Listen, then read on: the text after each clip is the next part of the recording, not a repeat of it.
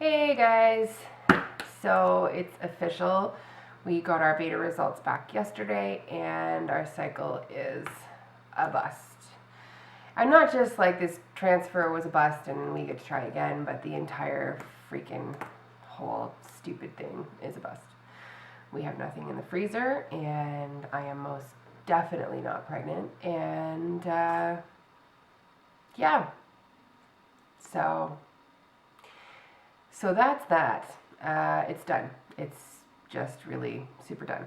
And it's funny, it's funny, I never thought that I would miss the endometrium. I hated it so much. I think I actually devoted an entire video to how much I hate it, but I kind of miss it. And I kind of miss stims, which is really weird, but we were doing something, like we were actively doing something.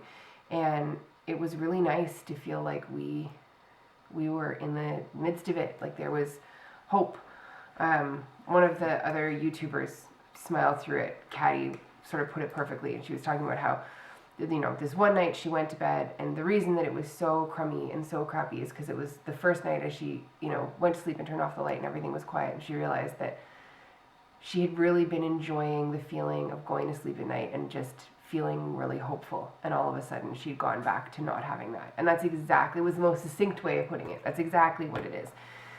For this, you go through this process and you go through getting a diagnosis and all kinds of nasty tests and weird things and surgeries and doctors, and finally, if you're lucky, you figure out why it's not working. And you wait and you wait. There's so much waiting, and then finally you get into the process, and for the first time in what feels like a million years, you're excited and you're hopeful, even if the odds aren't super, even if you don't, believe your first transfer is going to be the one. Even, it doesn't matter. You still have that, like, there's possibility, there's hope, there's, maybe things will work out. There's, at least it's an option at this point. And then it doesn't, and all of a sudden it's just like, oh, everything's just so So it just, yeah, we're pretty bummed.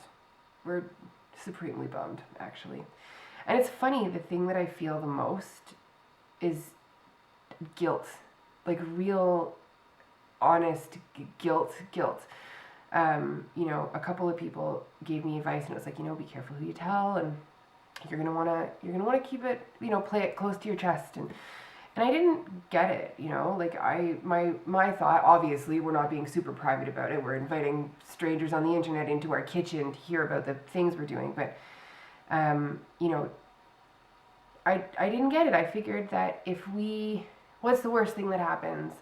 We get pregnant and we have a miscarriage. Well, if that happens, I'm going to be a hot mess, and I'm going to need some support, and I'm going to need my people to know why I'm a nutcase. So of course I want them to know, of course I do.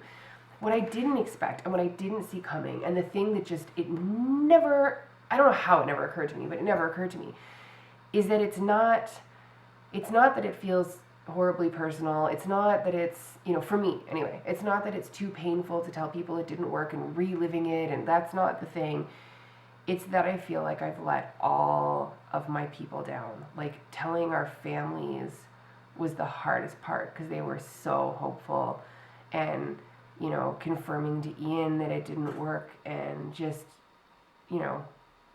telling our people was tricky. They were so hopeful and so excited and so supportive and lovely, and I know they're disappointed for us. I know you're disappointed for us. I get that, but as irrational as it is, you can't help it. I feel like a bad vessel. And it's, that one is hard, I think. That's probably the hardest part. But here we are. So that's, yeah, man, I'm sorry, this is not an exciting update. That's just sort of where we're at.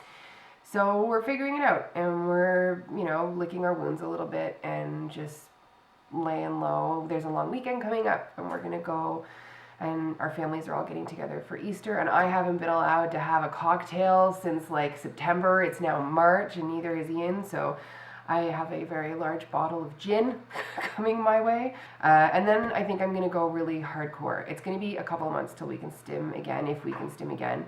We're looking into switching clinics and seeing some different doctors, so there's time. And I think I'm going to go really crazy into the egg quality diet, which is essentially like a really, really massively low carb, high protein, high healthy fat diet. So I think going into that and like throwing myself into it and being really crazy about it will make me feel, it'll at least make me feel like I'm doing something.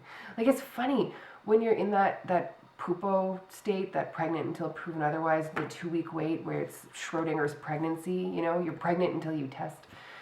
You feel different, and you feel protected, or I did, you know, you feel protective, like you're putting good stuff in your body and you're taking really good care of yourself and you're doing something positive. You know, you're taking this medication that makes you feel like shit and you're doing something, and then it's over and it's like, oh, what am I going to do now?